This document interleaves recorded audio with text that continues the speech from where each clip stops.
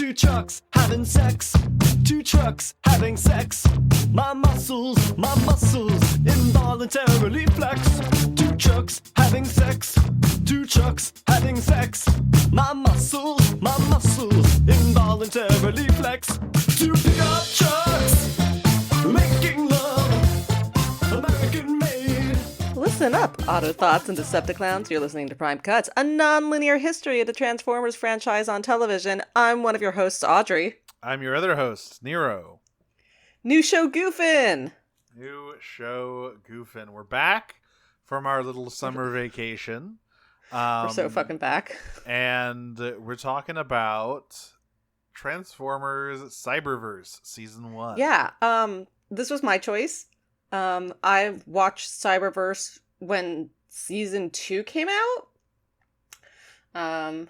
It's very different from a lot of Transformers shows. Very different. Very, very different. And it's kind of a refreshing take. It's not to everyone's tastes, but it is exciting to see them doing something new. So, yeah, there's a few interesting things about this series. For one, obviously, the biggest departure and the thing that makes it different from every single other Transformers show is that it is shorter. Episodes are 11 minutes instead of 22 minutes. Right. It is also absent of human characters. We haven't seen a one yet. Maybe there's some humans in the background in later episodes, but I haven't seen any. Yeah, I can't recall seeing any human characters. And it is also female-led, which is a bit of a departure. They kind of did it in Prime, but that feels like, to me at least, more of an ensemble cast than Cyberverse does. Yes. And also, it's worth noting that the show did end up on TV, but for the most part, this was like a web series. This was released exclusively through like the app and on YouTube and whatnot. And much better than almost any other Transformers web series. Oh yeah. Look, we don't talk about those Machinima shows, okay? I mean, we're going to. Well, not the Machinima ones. That's true. Also, we are going to. Look, I looked that up. I looked up who animated the Netflix trilogy. It's not animated by Rooster Teeth. I don't know why you think that. It's not them. They were definitely involved. Maybe it wasn't like their studio, but they were definitely involved with it. Hang on. Before we talk about Cyberverse, I'm gonna settle this right here, right now. Why did they have to name it something so fucking stupid?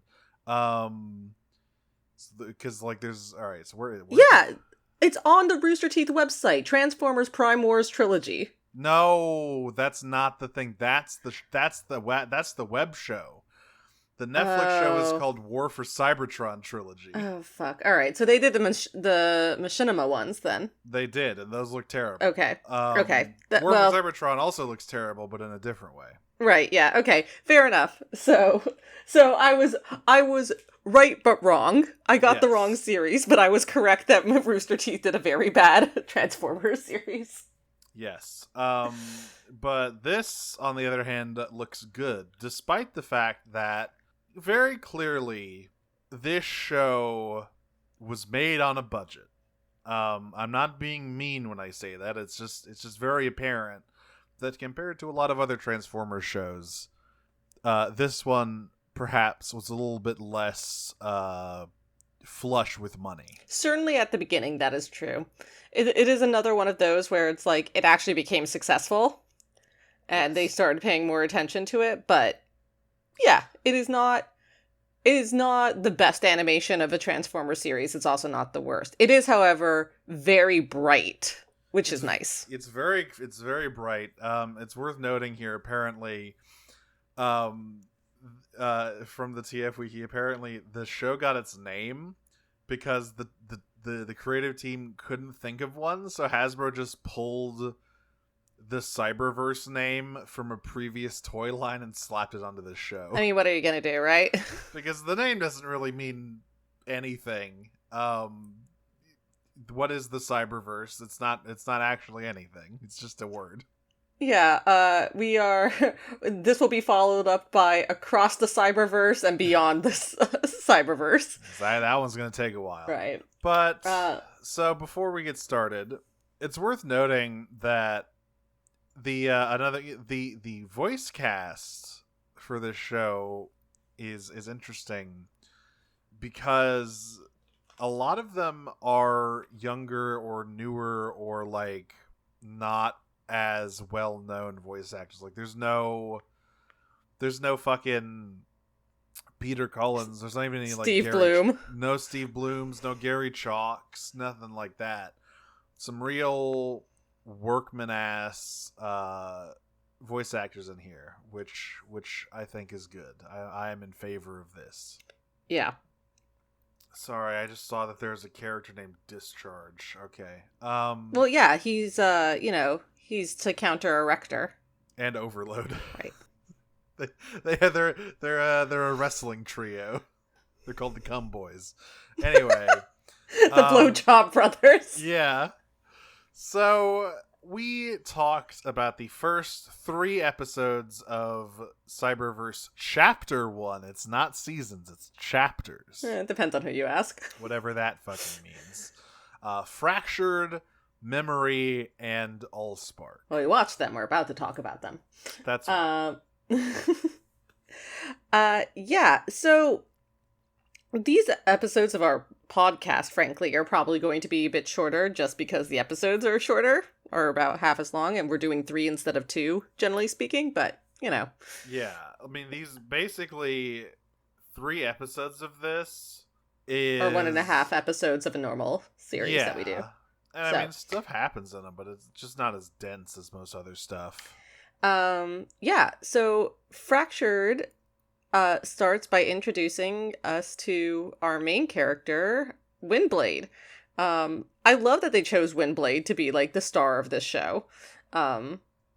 It's kind of a reverse Harley Quinn situation where she was a character who was original to the comics and did so well and got so popular. They're like, we're gonna put her in other stuff now.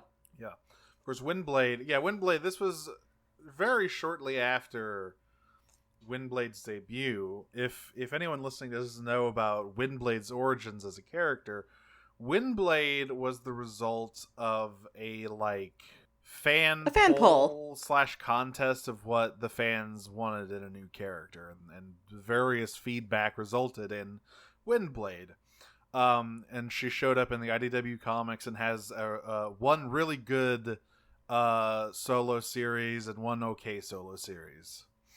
Do you think Till All Are One is that what you're saying? I was about to say that's a bad series. I'm saying Windblade. The mini series called Windblade is a good good comic. The one with the Sarah Stone art is the one that I'm talking about. The rest of the Windblade stuff. Oh, okay, I see what you're saying. Yeah.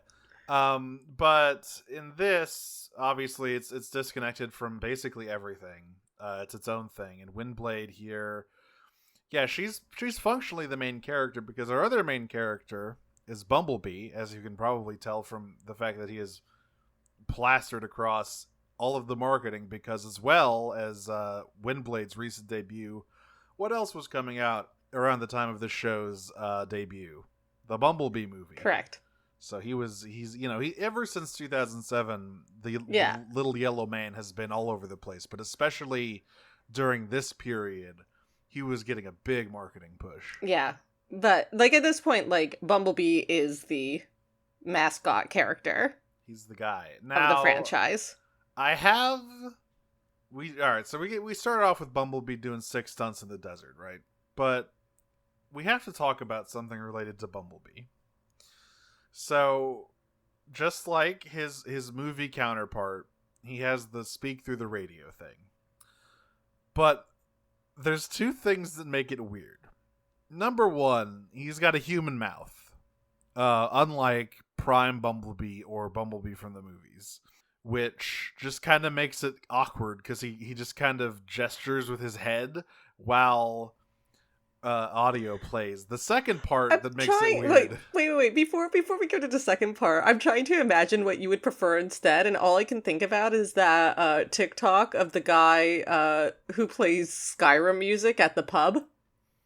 I mean, Just opening his mouth. just put a fucking mask on that beast, you know? That's fair. I don't want to see him. I don't want to see the lips. I just don't like him when we're doing this thing. The second part is that instead, obviously they're not going to get like licensed radio clips or whatever. So all of Bumblebee's radio talk is just his voice actor doing various impressions of extremely varying quality. Yeah. No, they're not. It's not. Here's the thing about this is like this is both very strange and quite annoying. Oh, it's no good in the first 3 episodes. I don't like it at all. But it does resolve itself pretty quickly. Okay, good, because I don't know how much more of this I could fucking take. Well, a lot of this takes place in Bumblebee's mind palace, which we will get to shortly. Right.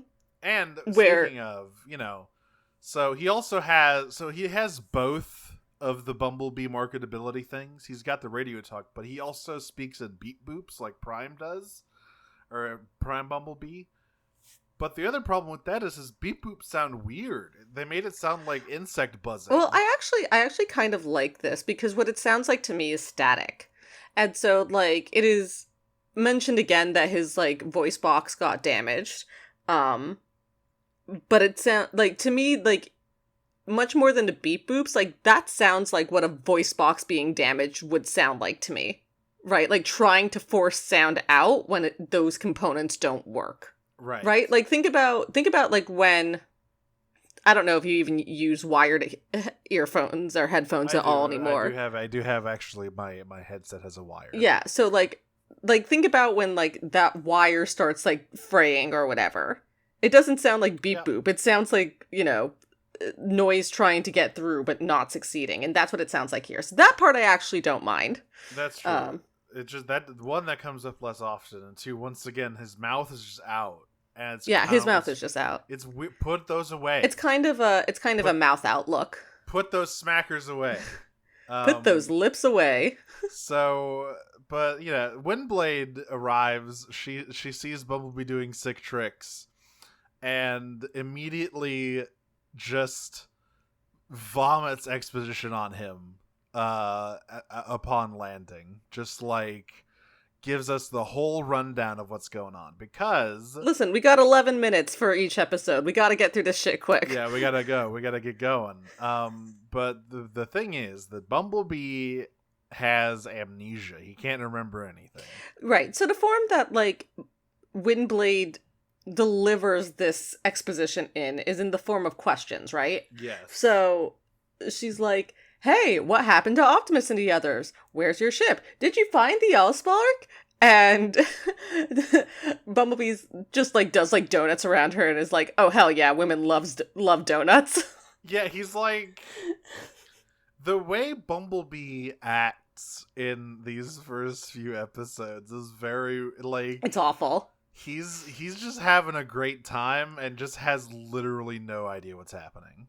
It's awful, but he has been lobotomized, so we're restoring his cerebral cortex over the course of these episodes. You know what I kind of wish they did instead of having the voice actor do all the voices? What if they got like, and this would have taken more time than they probably had to sort through all this. What if they got like a public domain library of like audio clips from fucking old shorts or whatever? I mean, what if they just like used clips from other Transformers media? Yeah, they could have done anything other than that. They should have just used My Little Pony clips. Jeremy Levy, I understand that you've got some voices you can do. You've got some funny accents. I don't know how good you are at any of them, unfortunately. So anyway, Windblade eventually figures out, it's like, oh god, you have amnesia, don't you?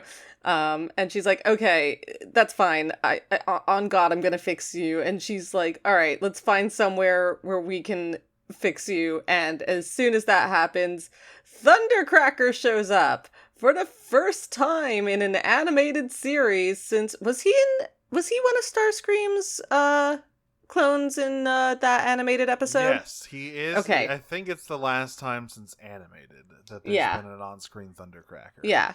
And certainly this is the first time it's been on screen. He's been on screen as, like, really his own character.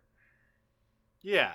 You know what I mean? Where he's not either, like, because he's in Cybertron as well, but that character is so diverged from whatever Thundercracker's, I guess you could call it, a personality was in the G1 cartoon, that, like, he might as well be a different guy. And yeah, animated Thundercracker is literally a clone of Starscream. But this guy's different. He's got Juggalo makeup on. He's goth. He's goth. He doesn't say anything in this episode. He just starts beating the shit out of Windblade. Yeah, well, listen. Honestly, they're in a war. Like, that's what you would expect. No, I must say, I appreciate how all of these guys do basically act like they are in a war. There's no fucking we're not wasting time here. Thundercracker lands and immediately starts fighting Windblade. Yeah. And it's so funny because Bumblebee just watches this and he's just like, wow, presidential alert. The girls are fighting. Yeah, and Windblade's like, literally has no fucking idea what's happening. And Windblade's like, Bumblebee, help me, I'm dying. And Bumblebee just functionally gives her like a thumbs up. It's like, you got it, buddy. Go get him. Thundercracker is about to kill her for real, though, and at that point, Bumblebee, like, steps in and, like, tosses Thundercracker over, but it is still Windblade who, using her fan blades to generate wind, do you see what they did? Blast Thundercracker over the side of a cliff. Don't worry, he's fine, he can fly. Yeah, he's a plane. It's a minor inconvenience, really. So with him dealt with, we get more exposition. Yeah, Windblade's like, fuck, I need to get in there and see how jacked up your memory is. We're gonna do a cortical psychic patch. Well, there's a couple bits of exposition I want to talk about because some of the lines for them is really good. So she's like, all right, first we have to get somewhere safe. I think I saw like some mines somewhere. Let's go to these mines. And on the way over, she's like, okay, so that you saw there was a Decepticon. We hate Decepticons. Okay?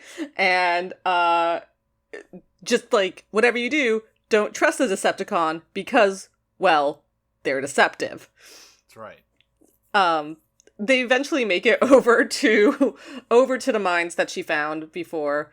And she's like preparing again to do this cortical patch that Nero just mentioned. And she looks over and Bumblebee is looking into the mine and she looks at him and she goes, we're not going in that hole. He's like, I want to go in the hole. But, so yeah. this cortical, she says, don't worry, Bumblebee, the cortical psychic patch is a completely painless procedure. Nothing bad can happen. And then she pulls out, so she reaches like into her subspace or whatever to pull out like the patch cable and instead comes out with this like torture device. That she does not talk about. And there's like a moment where like Bumblebee's like, absolutely fucking not looking at this thing. And then she looks at it and she's like, oops, no, sorry. That's not what I meant to grab. And it's like, hey, hold on. Can we talk about whatever that was for a second? What was that? Two, why do you have it? Look, you know, when Windblade's, she's like the wet work guy for the Autobots. She has a lot of stuff that she can't talk about. So you know, it's best just to forget about what you saw, Bumblebee. And he will. So she goes in, she fucking mind merges with him, and is like, "Oh, Jesus Christ, your memory is fucked up, Bumblebee. All this shit is busted." But then, of course, psychic feedback happens, and a big old psychic explosion, like, emanates from their position, which of course draws Thundercracker and Nova Storm. No, the purple one is not Skywarp, you fucking idiots. Why would it be Skywarp? This is Nova Storm. This is this series. What I like about this series is that they really latched onto the fucking Z rank Seeker guys who have just Yeah. been extra Starscream recolors for collector's lines forever. It's like, we're gonna put Acid Storm in the show, Well, Acid Storm. one of like the core parts that we get like very early on in the series, like in these episodes, is that there are so many Seekers. Yeah, And there's it's a lot of them. fine, don't worry about it. Starscream's definitely not gonna lead them to do terrible things later on. It's fine. You can just make infinite guys based on one guy, and that probably won't lead to any I mean, bad stuff. it's easy to sell toys. But yeah, so this episode ends with this psychic explosion and goodnight, sweet Windblade. They both pass out. Yes, and we go right into episode 2 here, Memory.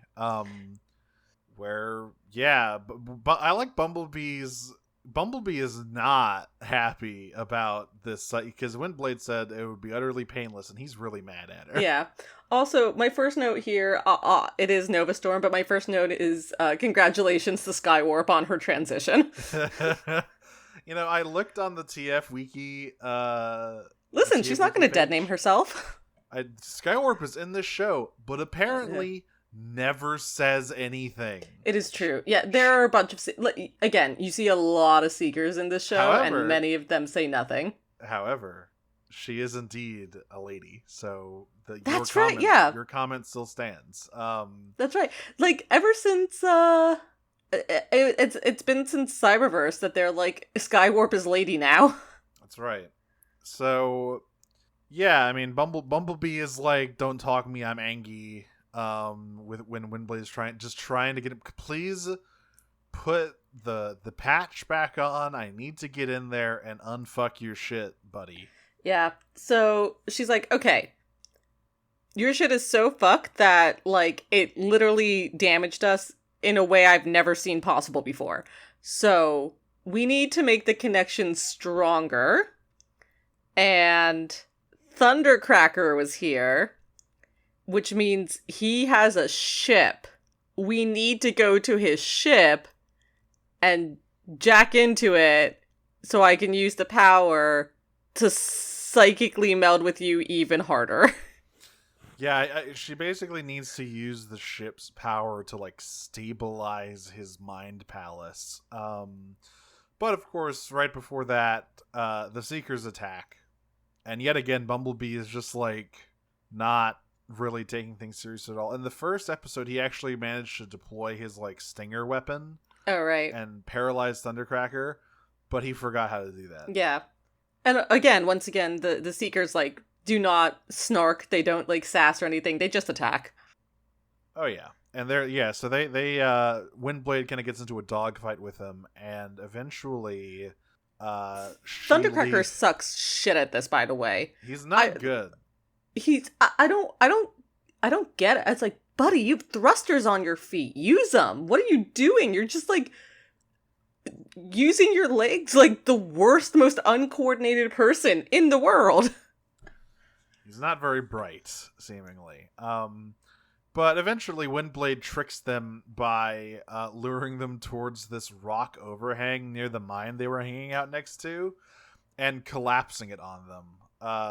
Obviously inspired by the classic Beast Wars combat maneuver of drop a bunch of rocks on them. Of course.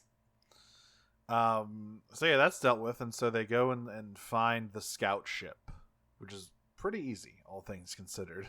They just kind of walk in. I mean, it's a large ship and there's no one else around, so... No one else around. Bumblebee immediately starts pressing every button. Yeah. And,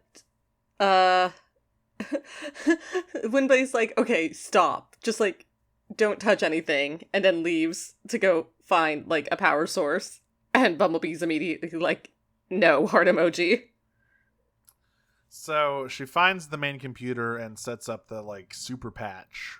And Bumblebee is still not thrilled about this. She's like, look, it'll be fine. The computer will help us keep things stable so we won't get hurt.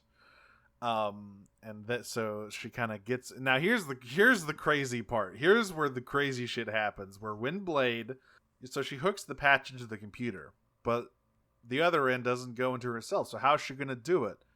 Well, that's fine, because she's a telepath. Yeah, well, this is actually a really cool reason, and I don't know if this was the reason, if what came first, them choosing to make Windblade the main character or them choosing to go with this plot. But in the comics, like, she was known for being something called a city speaker, being able to speak to Metro Titans, and which have, like, ancient and incomprehensible language that would, like, kill you Eldritch style if you weren't a city speaker, basically. And so, like, that's the skill she's using here, and it's, like, a cool way to translate that from the comics into the cartoon. Bumblebee can talk in here, which is a wonderful relief for me, because he's just using his normal voice and not his terrible radio impressions. And they kind of try to go through and fix some of these shattered memories. She tries to get him to remember where the Ark is, because the whole thing here is, we kind of skimmed over in episode 1, but the whole reason that Windblade is here is because Optimus and Bumblebee left on the Ark to find the AllSpark, which is hidden on Earth. Kind of the classic Transformers plot setup. But they vanished completely, and now Bumblebee just randomly pops up, completely amnesiac. So she has to figure out, 1, where the Ark is, and 2, where the AllSpark is. So she tries to get him to remember the Ark, but that kind of, like, she tries to get him to remember where the Ark is, but that backfires, and the memory, like, super corrupts. So instead she's like, okay, just try to remember literally anything about the Ark. Yeah, start easy. Does. So we get I don't think we get any. We get a little cameo of Optimus here, but I don't think there are any other characters in this scene, are there? New ones, I should say. Well, Perceptor's not in this one, right? He doesn't say anything if he is in it. I didn't know. I think he's in it, but he doesn't say anything because he's the one, like, he has, like, the coordinates or something for where the Ark is going, but I don't think he says anything. Yeah, and so in this memory, he remembers, like, loading up onto the Ark and Windblade coming by to say goodbye, because this whole thing is, like, Windblade is very adamant that they're very close friends. And actually, just as a note, like, this is the first time in the podcast that we've actually seen Perceptor. Fuck, that's true. He doesn't show up until season 2 of G1. Well, unless you count Armada, but once again, that's just like a random name used for the. No, I don't count. I don't count the Minicon. You don't count the Minicon combiner?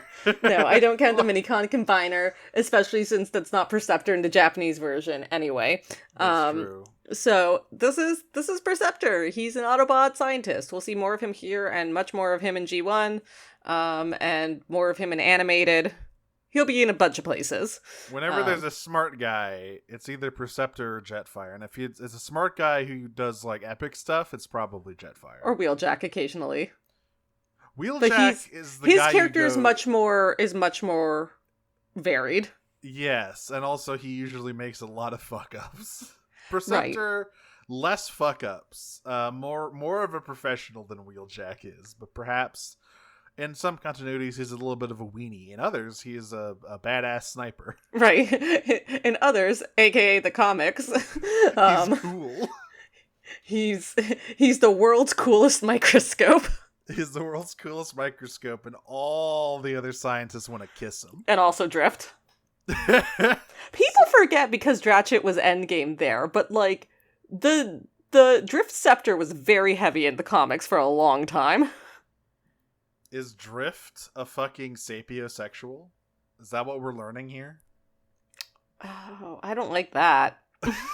Well, regardless, Windblade and Bumblebee are very good friends. And he kind of finally remembers that, because this whole time, Windblade's just been trying to bring him back, and he's just been like, yeah, sure, whatever, you seem cool. Thumbs up.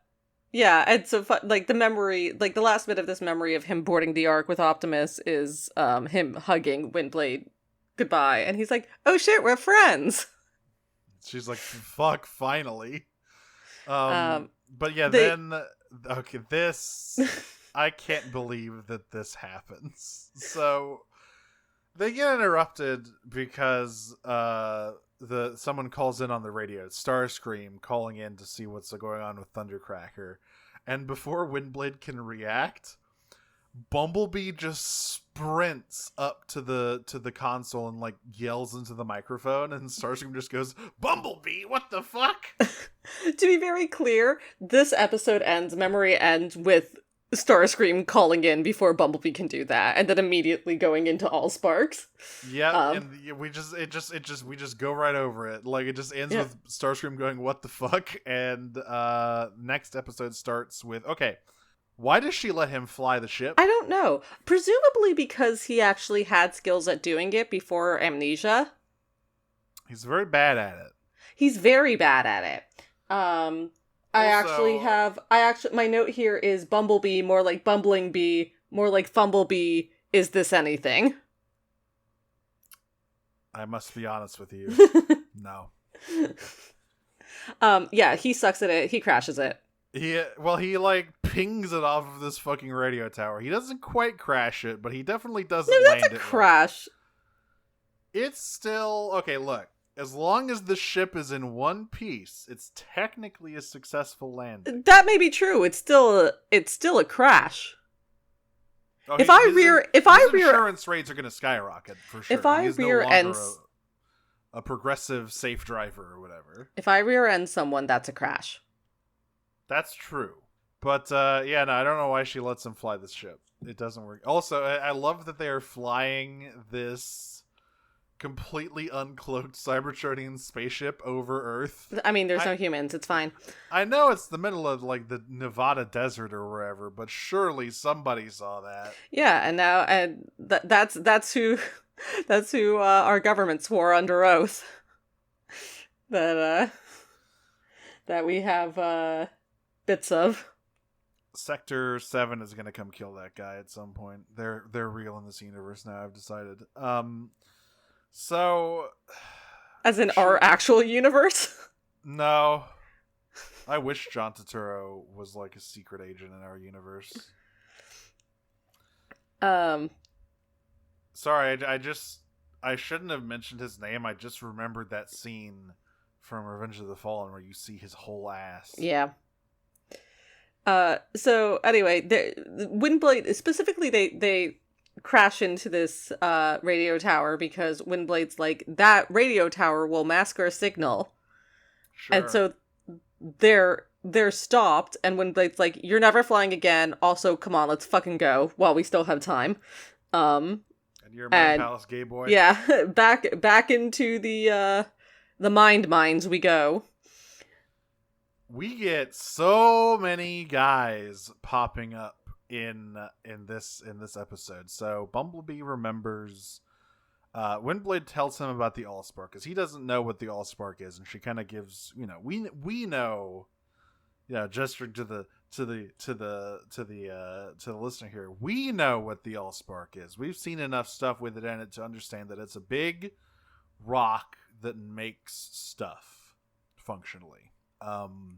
And so Bumblebee remembers basically being the runner for the AllSpark back on Cybertron, taking it to a secure location when God starts talking to him through it. Yeah, this peas carrots ass motherfucker, this Funimation, you should be watching. Yeah, it's just like whispering at him. Yeah. ASM AllSpark. Pretty good. He's getting instructions, by the way, from a commander who is not identified at the time, but it is Grimlock, which is exciting. That's what Grimlock sounds like? That's Grimlock, yeah. He's so posh. Yeah, no, Grimlock's very cool in Cyberverse. I really like Grimlock. Because he shows up in this episode, he doesn't say anything. Well, he does, you just didn't know it. But that is... I did not have the visual component. His only on-screen appearance is him getting blown up. But for the record, that is why he's there, right? Because Yes, he's a commander. So there's the content, like, he's in the background here, and he's in that scene because he was Bumblebee's commanding officer, basically, at this point. So anyway, Grimlock's like, Bumblebee, get your ass back here quickly, please. And so Bumblebee like goes to the drop-off point, and surprise, it's Seekers. There's so many of them, and this time Starscream is here. Though we get our first on-screen Starscream appearance. You'll never guess what he looks like. He looks like Starscream. He looks like Starscream, and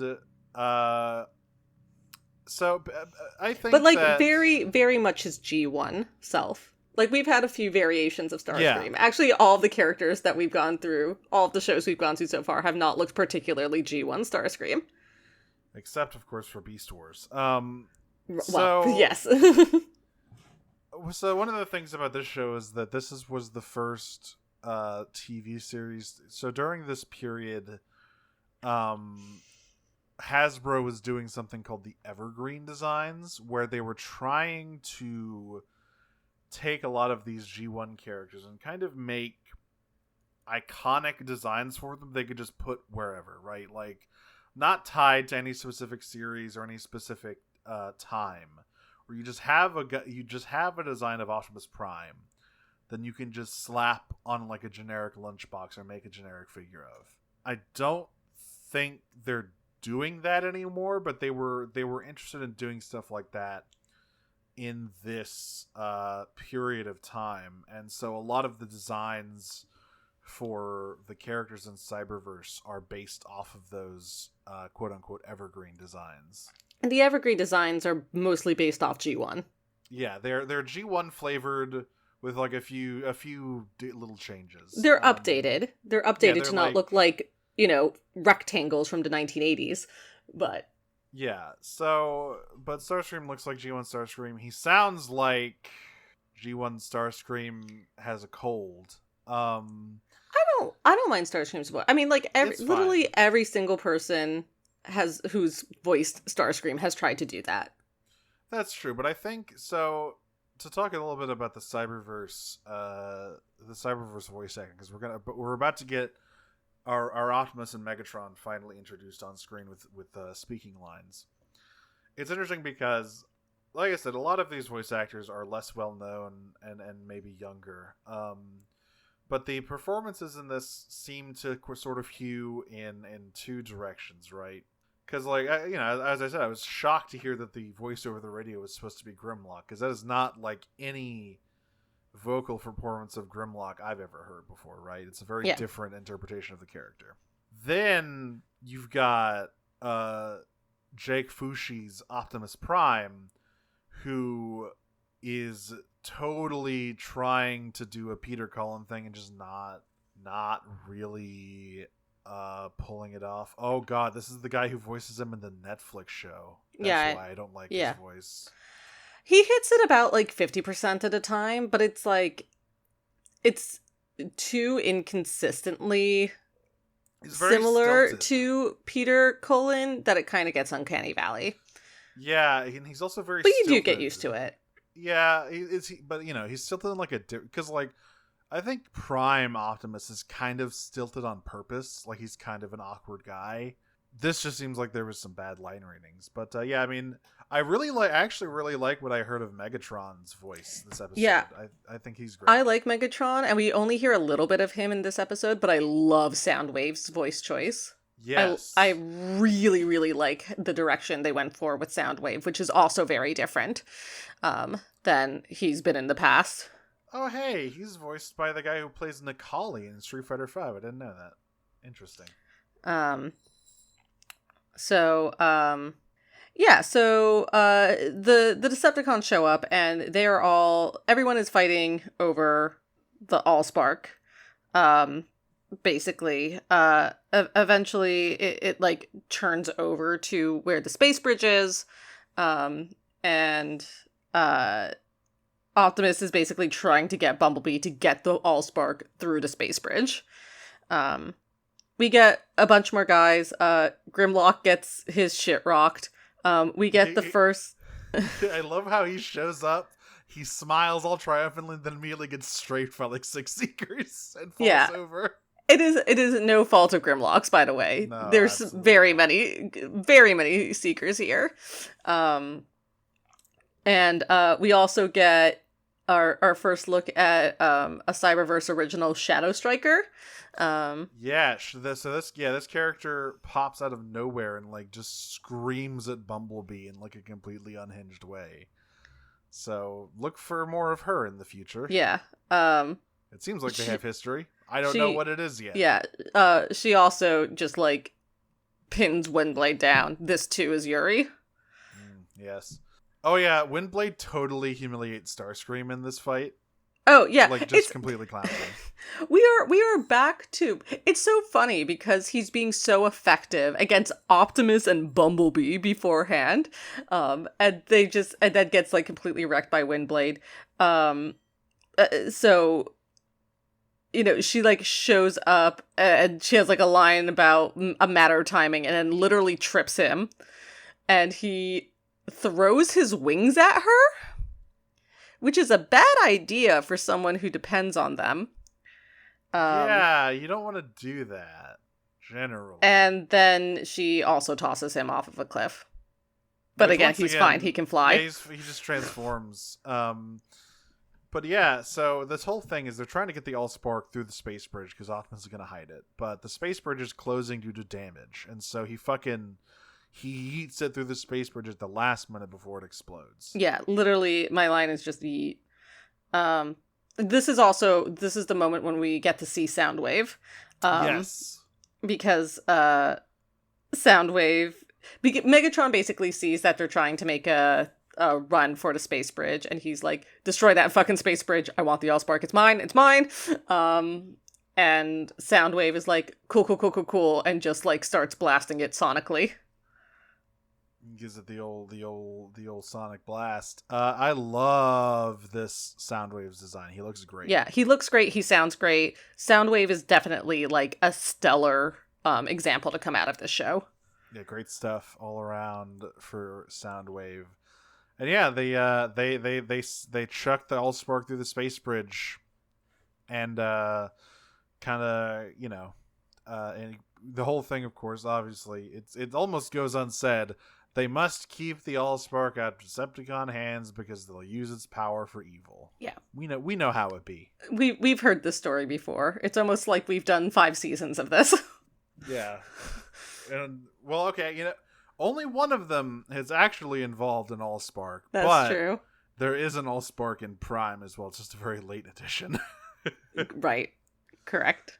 Oh, yeah, then Bumblebee's like, holy fuck, that truck guy was so cool. I want to buy his toy right now. I mean, who was he? And Windblade's like, that's Optimus. He's somewhere out there, and don't worry about it. More importantly, I think your brain is maybe repairing itself.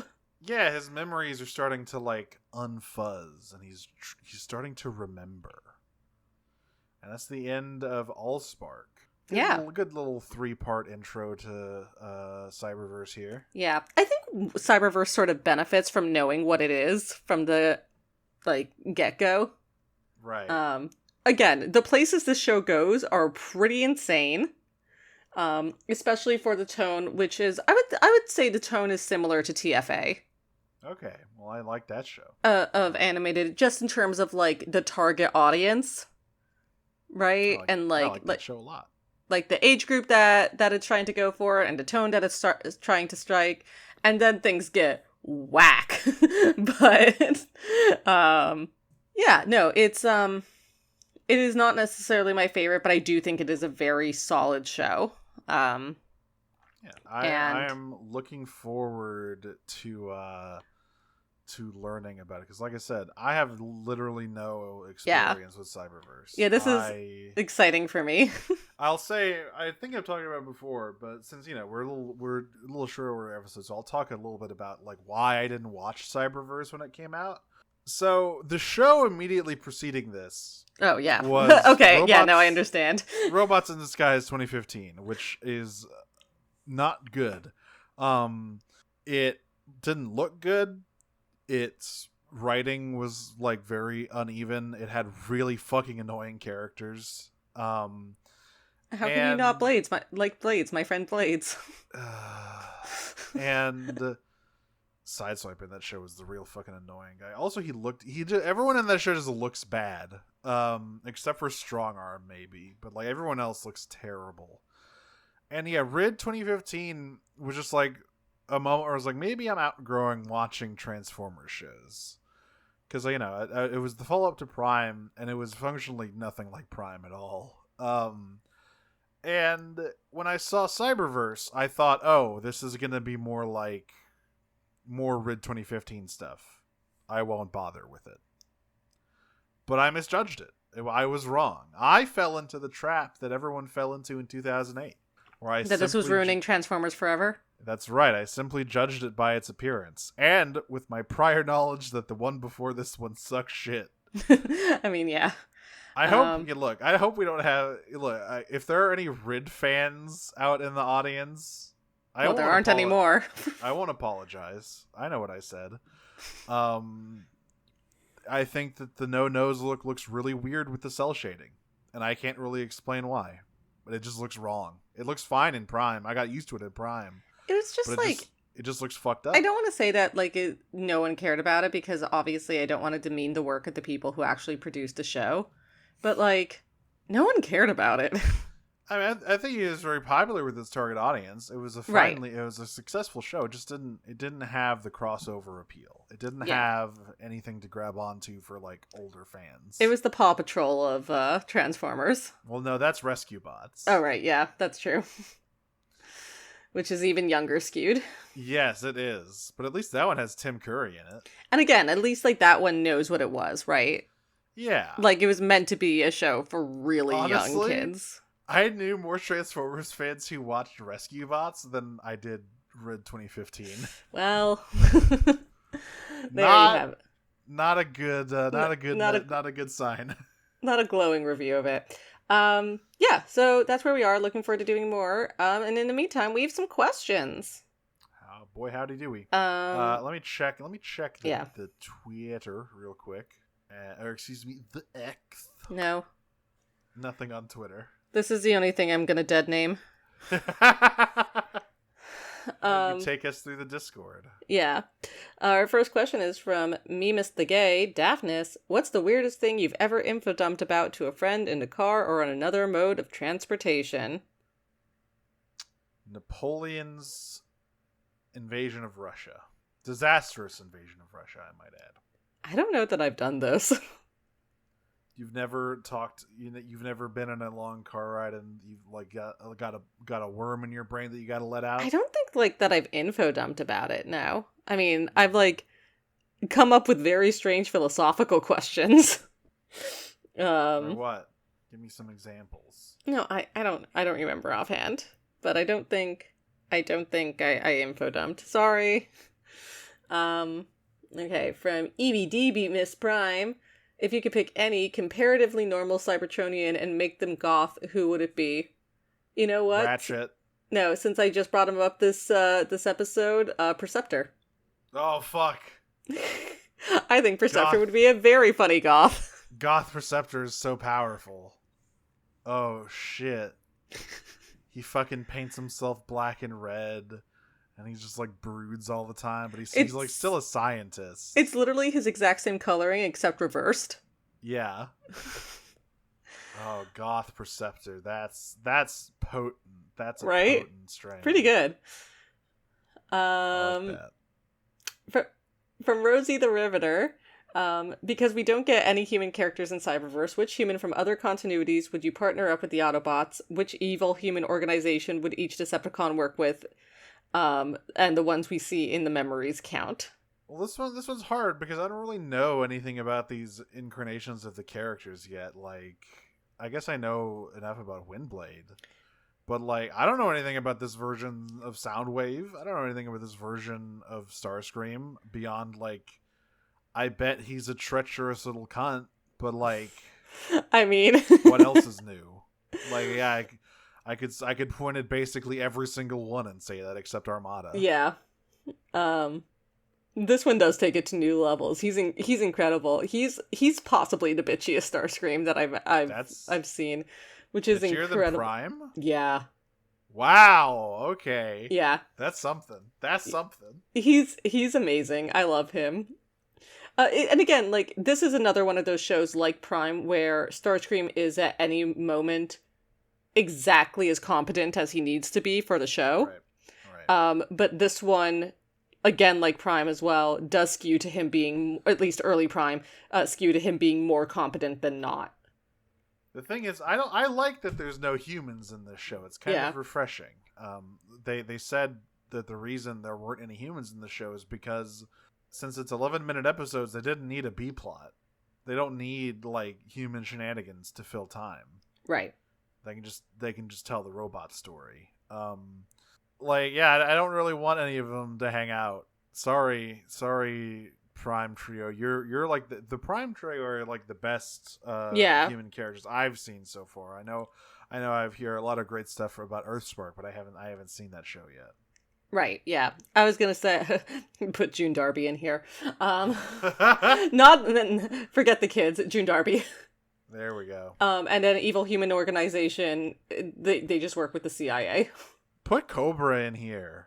Let's get I think it's time to get some more Transformers versus G.I. Joe content out in the world. I mean, movies. We are gonna get it at some point. But we're not gonna get goofy, campy Cobra Commander. They're gonna try to make it serious. Or maybe they won't. Because they already tried that and it didn't really work. Nobody saw those fucking G.I. Joe movies. That's true. But maybe they will now that they're making a Hasbro Cinematic Universe. The Rock was in one of them. I'm telling you, if they don't make a Gem in the Holograms movie, I'm out.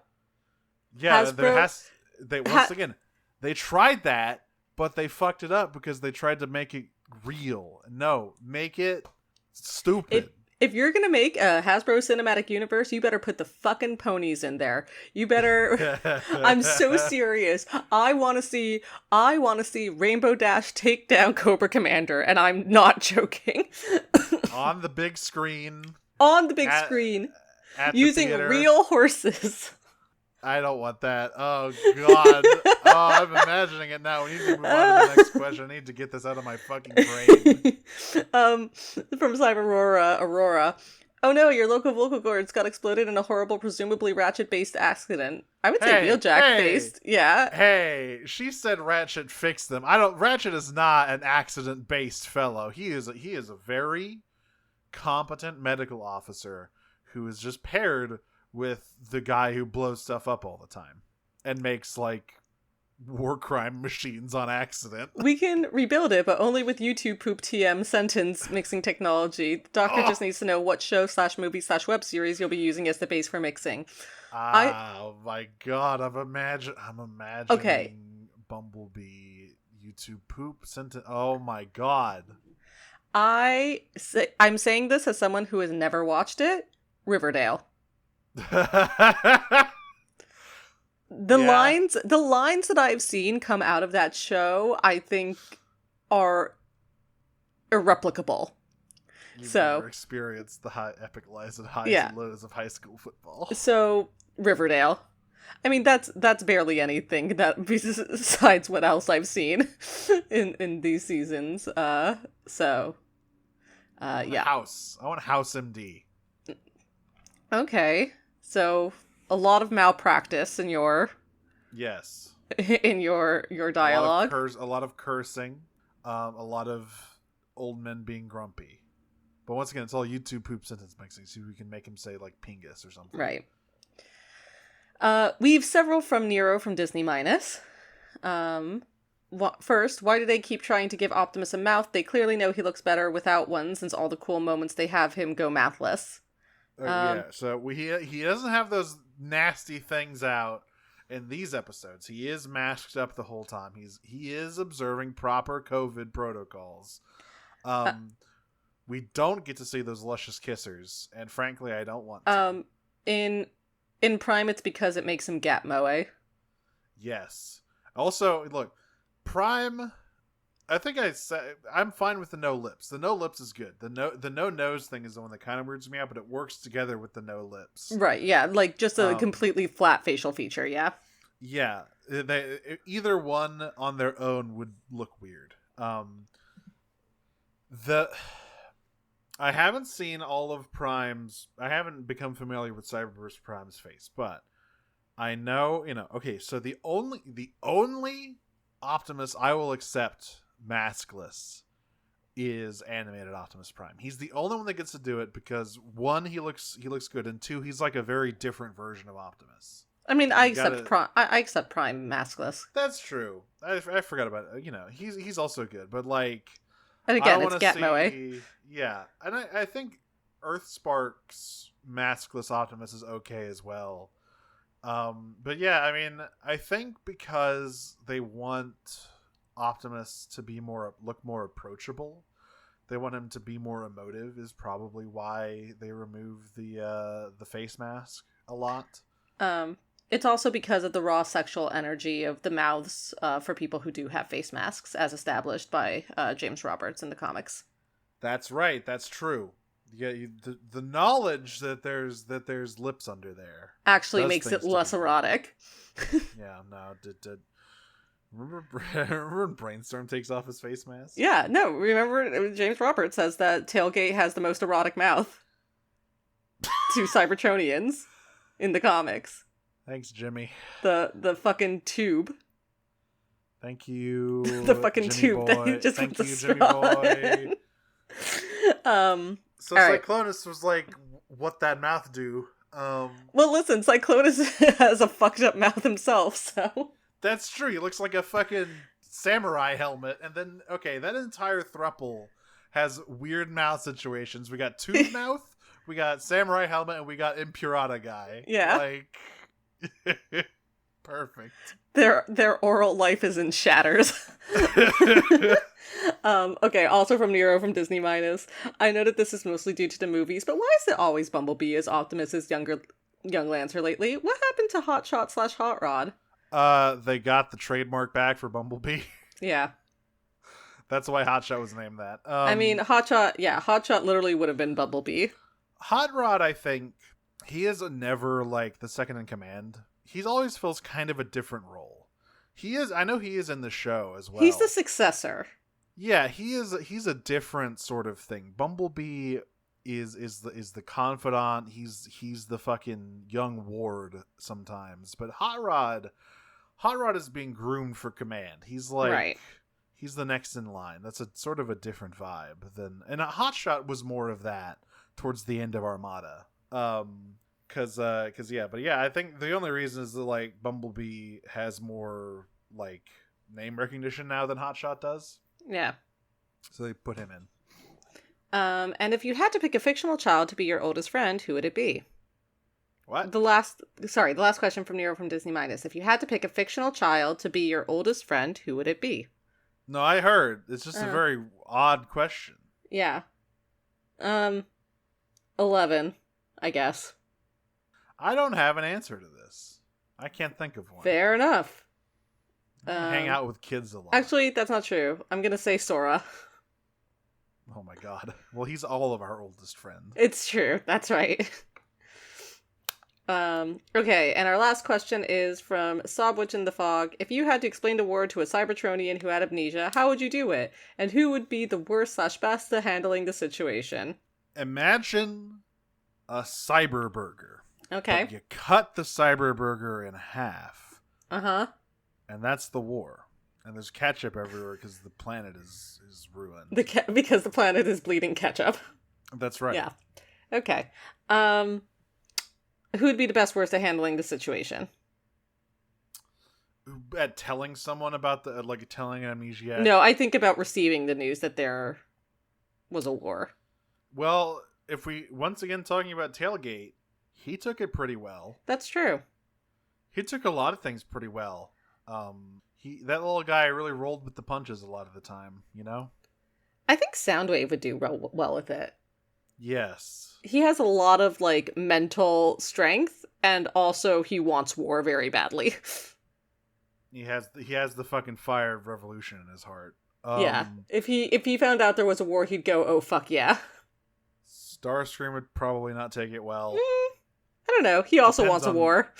Depends on the Starscream, I guess. But I think the bigger issue would be he would not take it having amnesia well. No, he would not. Does he be whatever his pre-amnesiac self is? Who would take it? Actually, I mean, Skyfire kind of did. He didn't okay. take it very well. Well, he did okay, but he kind of just went along with the other guys because his friend was there. But he's like, "Why are we doing war crimes? Yeah, and why then do you want me to execute these guys? That's weird." And then he became an Autobot, and he's doing just fine on that. That's true. Yeah. Worst is probably Cliffjumper. Oh my god. I'm gonna give it to Cliffjumper because he'd be so mad about missing the war. Actually, yeah, that's why he would be mad. Right. I was about to say that man has true violence in his heart, but no, he'd be like, "Fuck, I missed it." Yeah, no. You were about to interrupt my vision. You didn't see where I was going. I never should have doubted you. Yeah. He'd be like, "Hey, is that fucking guy Mirage dead yet?" And they'd be like, "No," and then he runs off. It's like, "Nope, Cliffjumper, wait." Yeah, I think that's it for me. Yeah, I think that's it for the questions. Of course, you can find us for who knows however much longer on Twitter at PrimeCutsPod. The search bar still says twitter.com. I'm not calling it by Elon Musk's stupid letter name. He's gonna see how annoying it is to have people call you by your dead name is all I'm saying. That's right. He's gonna find out. But yeah, we're out there. You can find me on Twitter once again for however much longer at Dragon Smoocher. You can find me on co-host at Dragon Snuggle. You can find me on tumblr.com at Cyclonus with a 5 instead of an S. I need to check if someone's still squatting on that fucking URL. I'm Audrey. You can find me on Tumblr, Twitter, co-host, and now Blue Sky at Optimum on Prime, my funny robot internet joke. You can also listen... Oh, wait. Do you want to do your other plug? Sorry. Oh, yeah. Sorry, because we were on break for a while on those as well. Yeah, I've got Radio Free Heinlein at Heinlein Radio on Twitter, at Radio Free Heinlein on co-host. We're going through a structure change for that show because playing through that much of Final Fantasy XIV in so little time was really burning us out. So we're going to change up what that show is. Relaunch should be coming sometime this month.